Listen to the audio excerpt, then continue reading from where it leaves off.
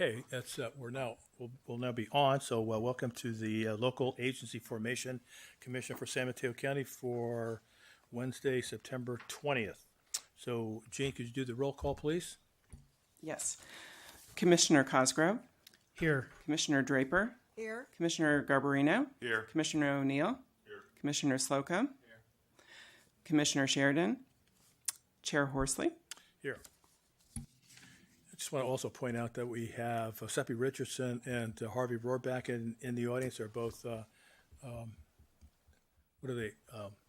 Alternates for one alternate for the city and alternate for the, what was Seppi Richardson as the alternate for the public member? Thank you. So now we're on to item number 2 is the consent agenda. Is there a motion to approve or any items that you wish to remove? Move to approve. So there's a move and a approval and second. All in favor? Aye. Any opposition? Any abstentions? None. There being none. Okay. We'll now go to item number 3, which is public comment. There aren't any items for public comment. So we'll go down to item number 4, which is a continuation from July 19, 2017. It's the addendum and report and report and recommended determination for the municipal service review and sphere of influence review for Sequoia Healthcare District and the Peninsula Healthcare District. Martha? Yes, good afternoon. This item was continued from both the May 17th and July 19th commission meetings. Since you have a staff report dated September 14th, which includes background on the hearings that have been held and includes a summary of the recommended determinations in the Harvey Rose prepared municipal service review for Sequoia Healthcare District and Peninsula Healthcare District. Since the July meeting, the Peninsula Healthcare District has provided additional comments regarding the district's allocation of resources for community health benefit, the assisted living memory care center, memory care center affordability policy, and funding support beyond existing health-related programs. They clarify also that the city of San Mateo is not just included in district boundaries, and the report is, I have one minor change to the language in the report that you don't have before you, that not only is part of the district, part of San Mateo City included in district boundaries, but a majority is included in district boundaries. And they also comment on their active versus inactive services. And the memo from the director of the healthcare district, Cheryl Fama, CEO Cheryl Fama, is included in your packet. The September report also includes a discussion of the key issues identified in the consultant's report, the recommended municipal service review determinations, and recommended actions to be taken by the districts. An updated inventory of active services provided by the districts as required by Government Code Section 56824.10, recommended sphere determinations, and a recommendation to reaffirm the sphere of influence, transitional sphere of influence of the districts.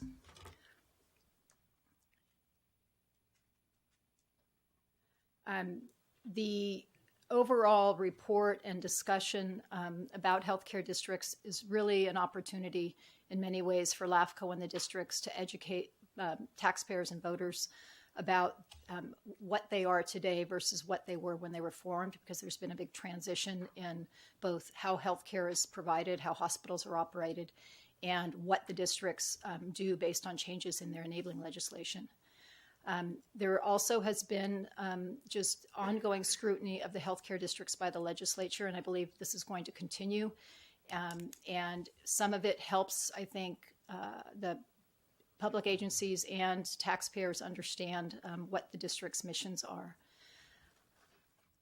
Also included in your packet and discussed in the report a little bit is the Little Hoover Commission report on special districts, which went into detail about healthcare districts and provides kind of additional background on them. I think one of the biggest opportunities presented in the municipal service review is for the commission and the districts to consider how to address the areas that are excluded from the healthcare district boundaries primarily the medically underserved areas, which include East Palo Alto, Eastern Menlo Park, portions of San Bruno and South San Francisco, and our coast side. The transitional sphere of influence is the language that's included in the municipal service review report prepared by the consultants, and it's the language that was adopted by the commission in 2007 when they amended the spheres of influence from coterminous boundaries to a transitional sphere, recognizing the significant areas of the county excluded, the changing demand and economics of healthcare and hospital operation, and that the healthcare needs of all county residents could benefit from alternative government structures, from amended boundaries and funding mechanisms, including but not limited to, in terms of organizational change, dissolution, consolidation, expanded service areas, and joint power agreements to include all of San Mateo County.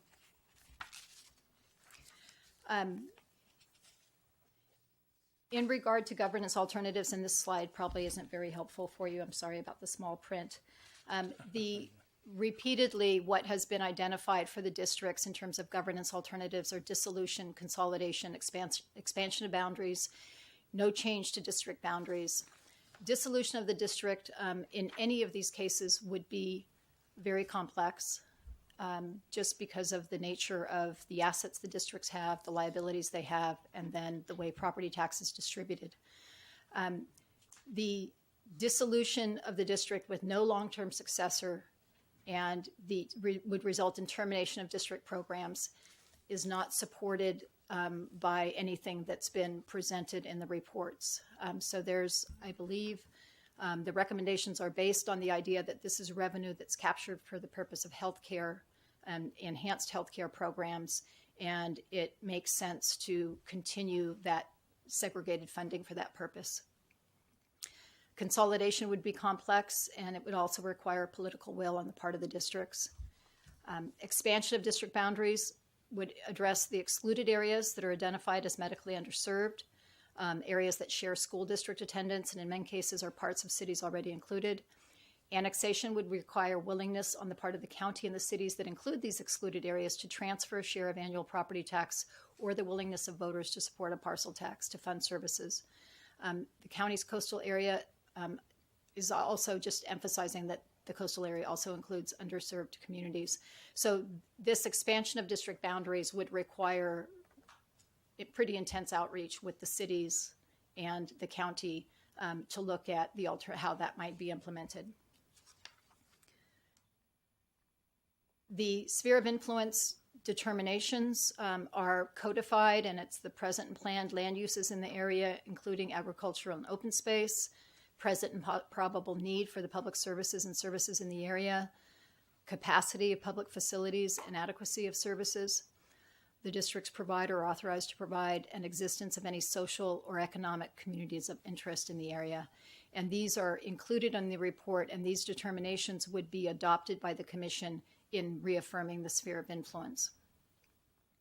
And it's noted here that the correction is made about the majority of San Mateo being included in Peninsula Healthcare District's boundaries.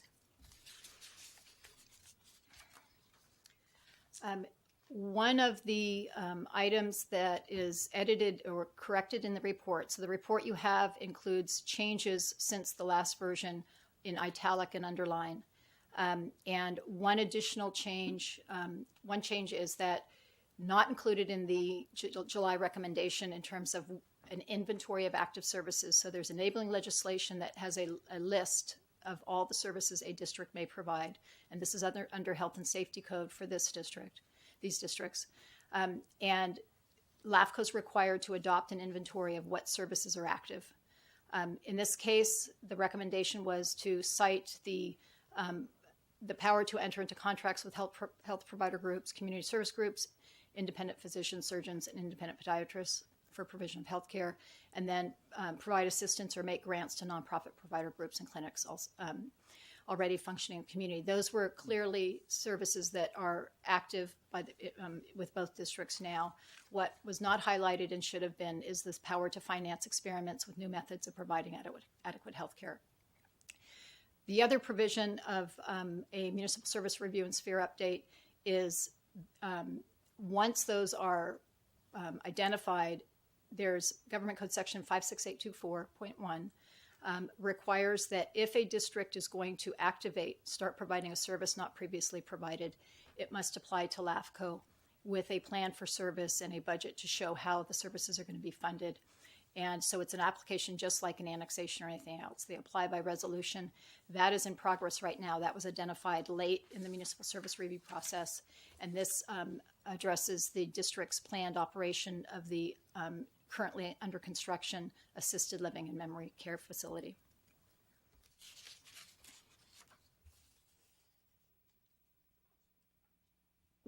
What is recommended for you today, and I'll be ready to answer questions in the report, is that you receive the oral and written comments that are provided today at this continued hearing, and then accept the municipal service review for Sequoia Healthcare and Peninsula Healthcare District prepared by Harvey Rose Consulting. Adopt the determinations that are contained in the report. Adopt the sphere of influence determinations in the report and the inventory of active services, and then reaffirm the transitional sphere of influence, for both districts, with a provision that the districts report back annually to LAFCo on district finances and updates on implementations of any of the recommendations in the report. And you have representatives of both healthcare districts here today.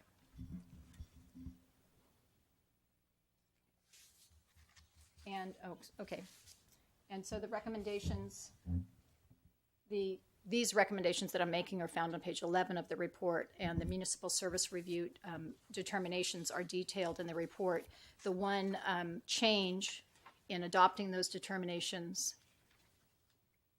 is that, and I kind of glossed over this, I apologize.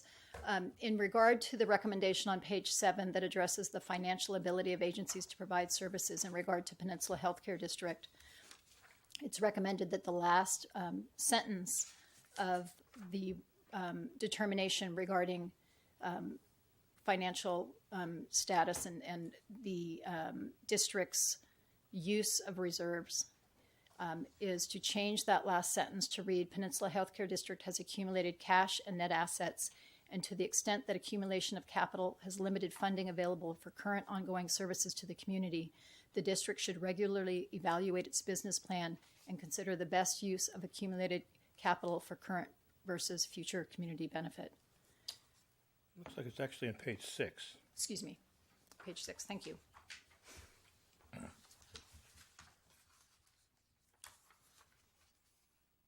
And that concludes my report. Thank you. Questions for commissioners? Okay. So we'll go directly to the public in that case. There is one speaker card. That's Lee Michelson.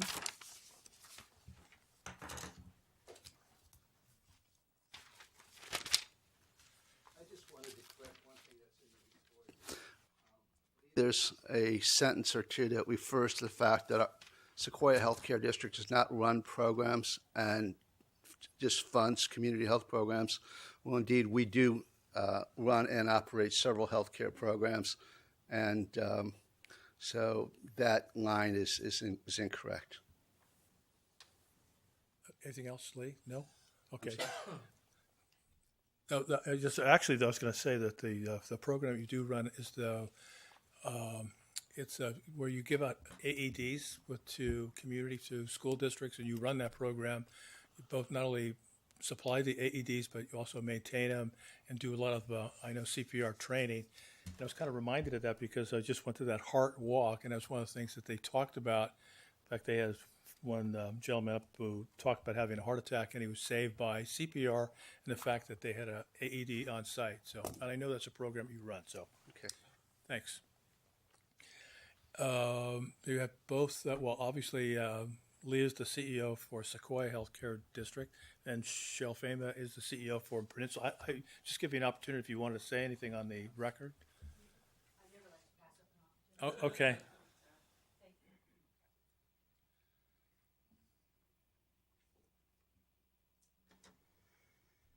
I really want to just thank Martha primarily and all of you for, as I said the last time, was it pleasant the last 13 months? I sometimes I wished I had other things to do, but in fact what we did get an opportunity to do is to tell our story.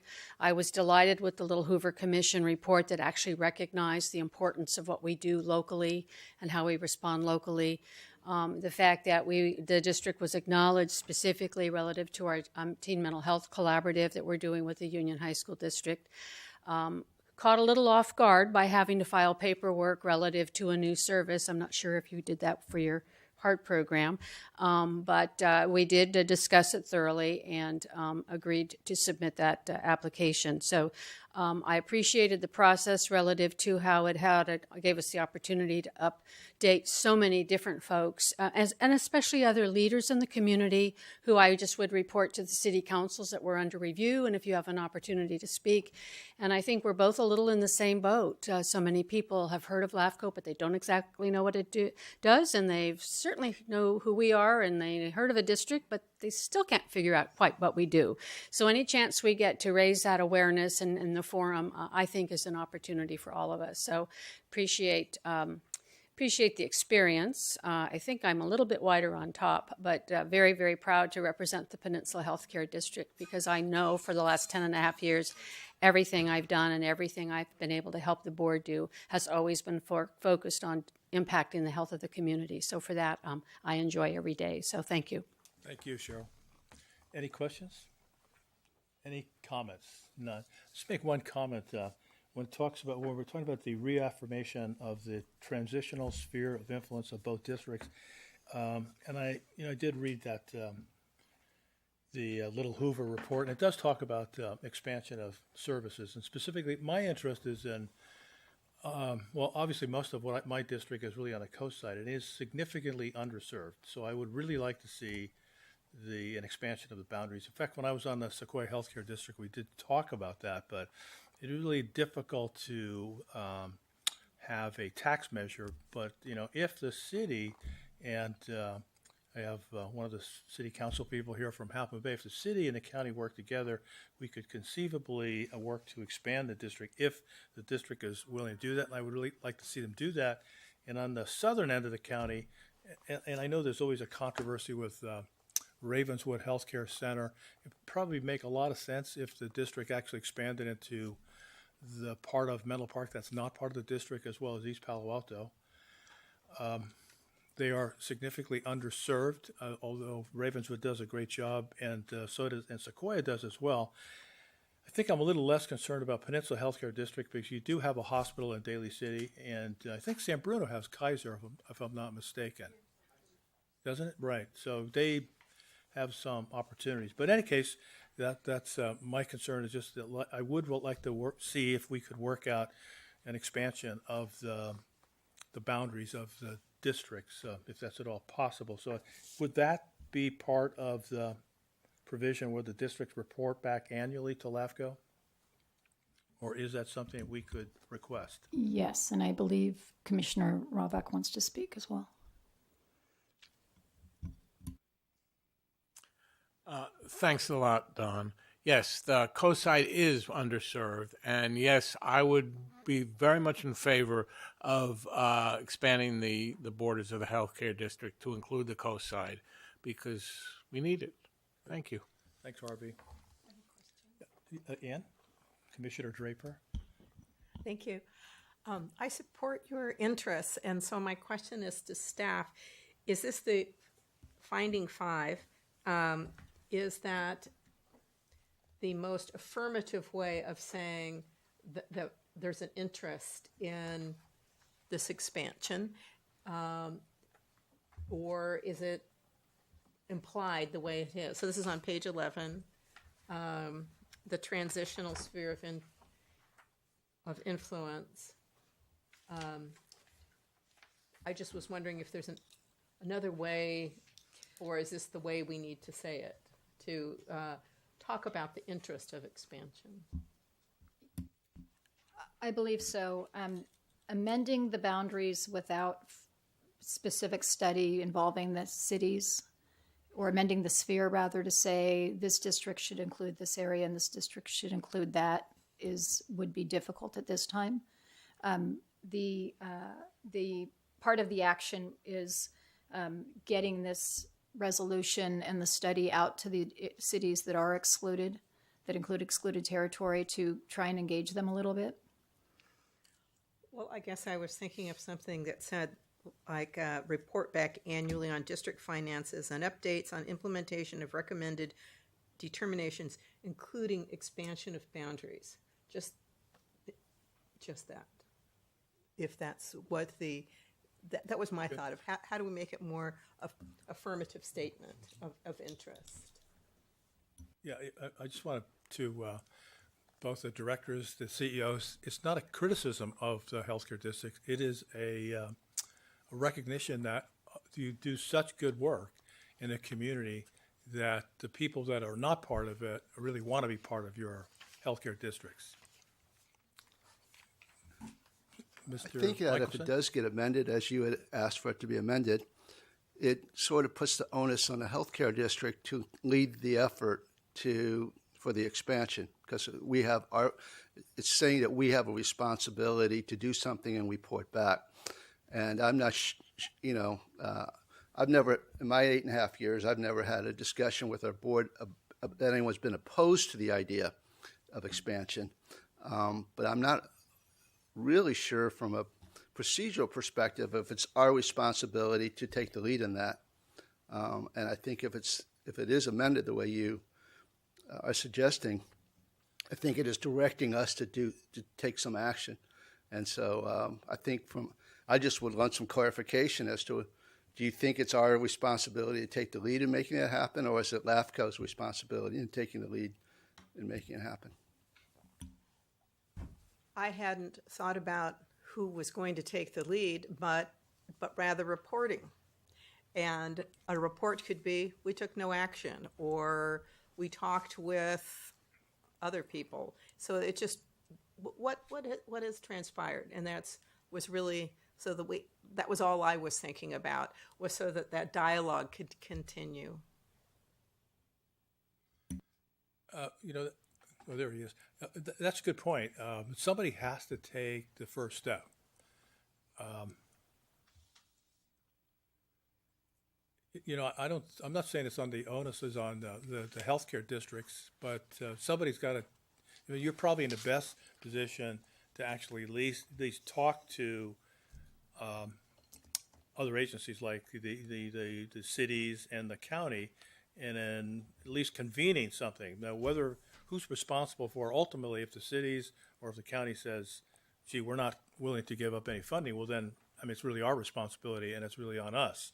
But I think at least if you would be willing to take at least the lead in convening people or convening representatives from the cities and the county to start the discussion, at least I think that's a reasonable request for the healthcare district.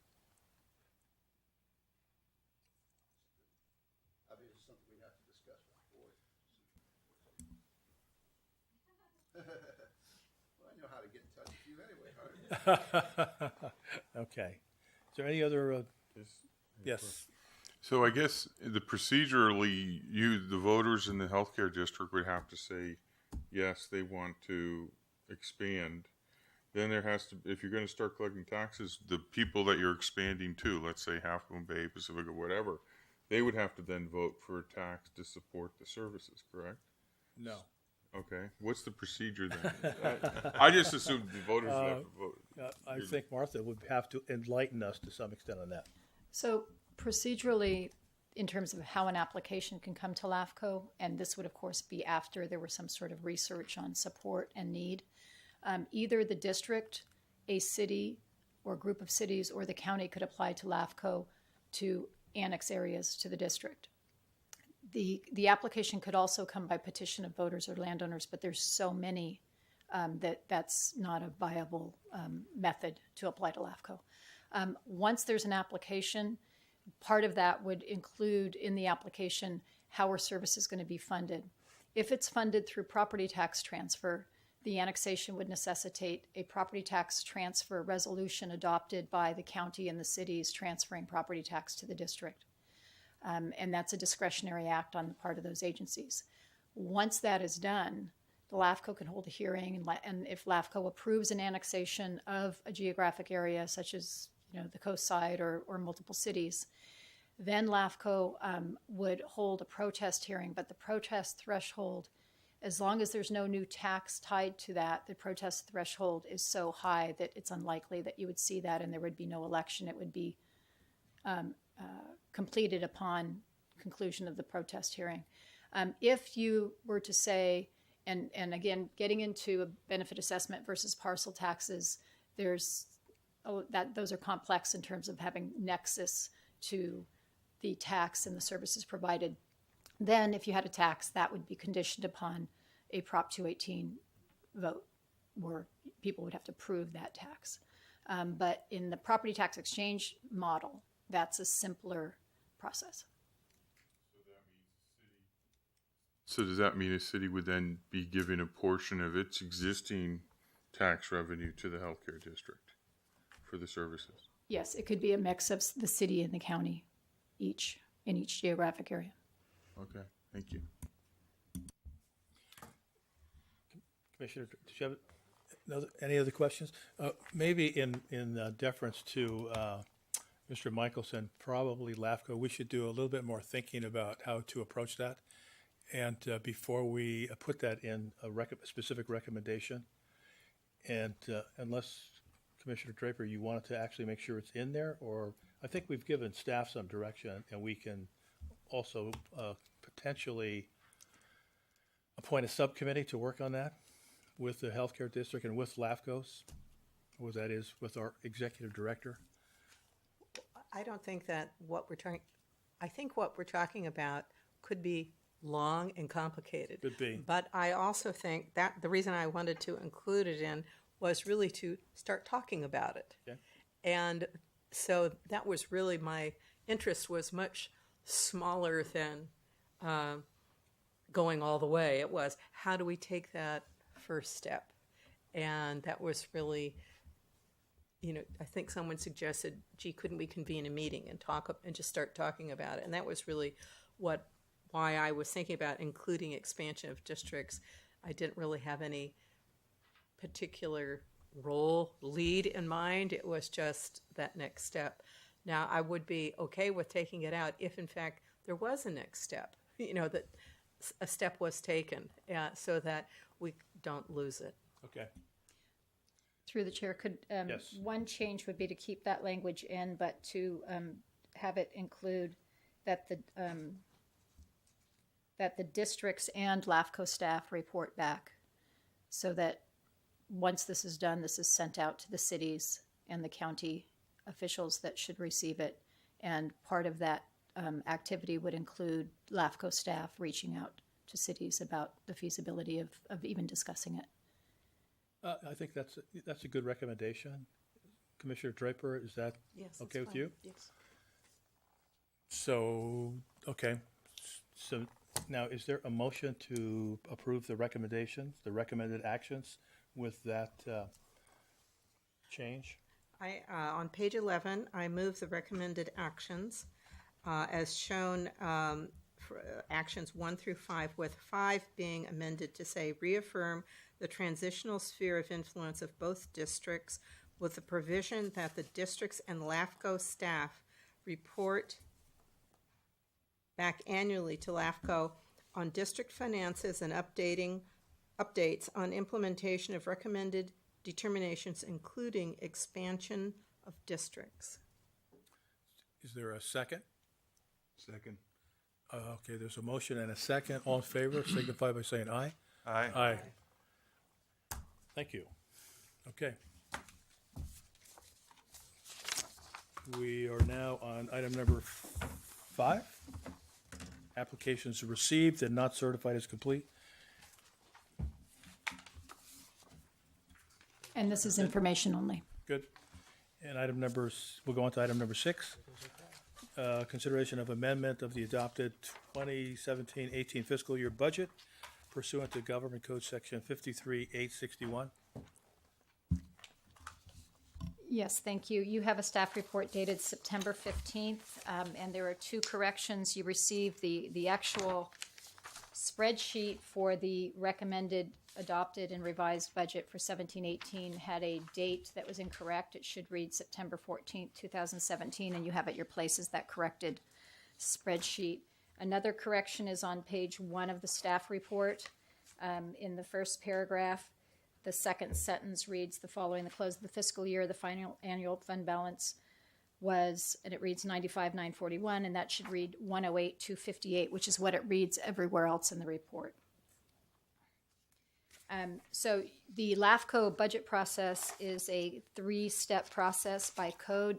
The commission's required to adopt a budget prior to May 1, a proposed budget, and a adopted budget prior to July 1. The commission does this a little ahead of the schedule, but because the budget recommendations are based on estimated actuals for the 16-17 fiscal year after July 1, when the actual numbers are in, it's necessary to take the actual estimated budget, or excuse me, the actual budget and the actual fund balance and apply it if it's different than what it was when the commission adopted in the May budget. And in this case, the actual fund balance was 108,258, which is 48,292 greater than what was estimated.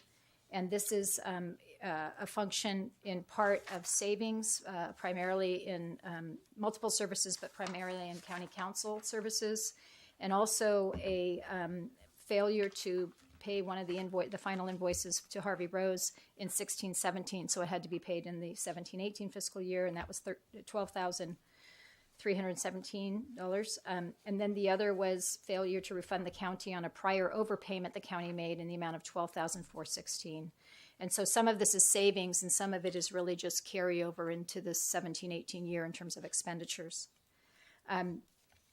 The changes in this budget reflect an adopted total appropriations budget of $492,571. The difference in fund balance was placed, per past practice, was placed in your special reserve. So the special reserve went up. The end result of making the changes in the budget does not change the appropriations that the net county cost, or the net operating budget, and the district apportionment, 1/3 apportionment. So in May, it was 118,104, which that means that the county pays 118,104. The cities share the cost of 118,104 based on their proportional revenues, and the independent special districts also pay based on their proportional revenues. And so the recommendation is to take public comment, and with any amendments that the commission desires, unless there are amendments, to adopt the 2017-18 appropriations budget of $492,517, which is an operating budget, which is the appropriation less revenue from application fees and fund balance. So an operating budget of $354,313. This covers the proposal, the approved proposal of increasing staff from a half-time clerk to a full-time analyst position, and I'm in the process of starting that with HR. And so it covers rent and everything associated with that. And that concludes my report. Before I open the public hearing, are any questions from the commission? There being none, is there a motion to open the public hearing? So moved. Is there a second? Second. All in favor? Aye. Yes, there's any comments from the public? There being none, can we have a motion to close the public hearing? So moved. Second. All in favor? Aye. Okay. What's the pleasure of the commission? Move we approve the recommended revisions to the adopted budget for 2017-18 for LAFCo. Is there a second? Second. Okay. Commissioner Cosgrove, seconded. All in favor? Aye. Okay, thank you. We now go to item number 7. Yes. Item 7 is the contract with the County of San Mateo for support services for 2017-18, and this is just a second step of your budget process.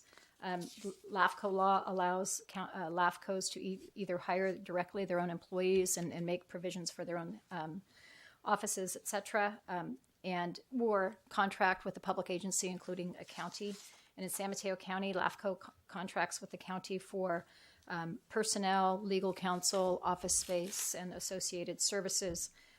The contract amount that is would come out of the budget is slightly different than the budget because the contract amount doesn't include your reserves. So the contract amount includes the services that are in supplies, et cetera, that are shown in the spreadsheet for your budget, less reserves for the amount of $407,528, and it includes as well legal counsel and any paralegal or other services that would be provided by legal counsel. Any questions from the commission? No questions? And what's the recommended action? I know it's a resolution, so is there a motion to approve the resolution? I move that we approve the resolution as stated. Okay. Is there a second? I'll second Resolution 1207. Thank you. All in favor? Aye. Thanks. Then we'll go on to item number 8, which is the legislative report. It's also information only. Any comments on it, or? I have nothing to add to the report that's dated September 13th. I did want to provide an update and offer the Legislative and Policy Committee to provide an update on the meeting that they held on September 13th, and that agenda has been placed at your places. The committee looked at the draft legislation and had no recommended action on that. They also reviewed the Little Hoover report, Special Districts Improving Oversight and Transparency, and then discussed some items including a LAFCo policy supporting water resiliency, proposed LAFCo policy on or position on governance models addressing climate change, and spheres of influence in promoting voluntary consolidations, and extension of service outside jurisdictional boundaries. And in all of these, what I included as well are the Cal LAFCo 2016 legislative policies, which this commission, as part of the legislative platform, adopts the Cal LAFCo legislative policies as their own. And what I recommended is that many of the policies that language needs to be established for or created could actually be added to these policies that you've already adopted. The other is that for the service outside jurisdictional boundaries, it's probably time to take a look at those policies and come back to the commission with recommended amendments to it. The purpose of that government code that is these extension of service outside city boundaries, and the most common that you see are water service extensions in Emerald Lake Hills by the city of Redwood City, is that it was a law that was created to stop agencies and property owners from circumventing annexation. Yeah. And it's supposed to promote annexation. And so to look at whether or not the policies we have and the practice is encouraging that. And there was also discussion of prioritizing and identifying some of the unincorporated islands in the county that would be good pilot programs for annexation. So more is going to come back to you about that, and I don't know if the committee members wanted to add to that. Commissioner Draper? For items 2 and 3, there was language in the Little Hoover report recommending that LAFCOs do these types of things. So I was glad that we were having a discussion about them, and there appears to be some statements that we could make that could be added appropriately that wouldn't take a lot of time to prepare, but I think it's important to affirmatively state some of the things that we would like to see as it relates to how governmental bodies help local water resiliency. So there was a lot of good discussion around those two items. As it relates to item 6, there was a lot of questions like, yes, this is a good idea, but how are we going to move forward? And so it was an idea that we'd come back with more information and really look at some of the details, because each island has sort of its own story, and you really need to look at it and be thoughtful about each one. Yeah, just the Little Hoover report sort of interesting that when it does talk to some extent about special districts. I didn't realize how many there are in the state of California, and the reserves that they hold are significant, and the job that they do is significant as well. So it's kind of interesting.